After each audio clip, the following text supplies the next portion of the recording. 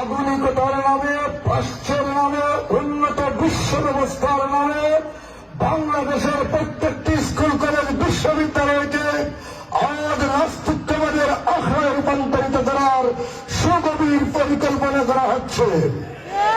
আজকের এই পবিত্র মাহফিল থেকে আমরা প্রতিবাদ করছি।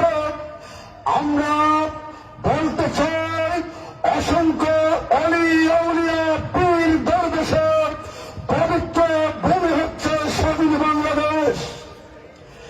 এই বাংলাদেশের কোন কলেজ বিশ্ববিদ্যালয় ইমান বিরোধী, আকীদা বিরোধী, ইসলাম বিরোধী কোন শিক্ষা ব্যবস্থা চলতে দেওয়া যায় না।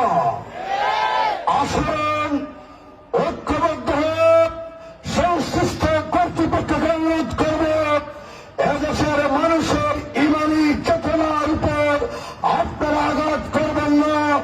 ইনশাআল্লাহ বাংলার মুসলমানেরা অতীত তারা ইমান বিক্রি করেনি, ভবিষ্যতে কখনো তারা ইমান বিক্রি করবে না ইনশাআল্লাহ।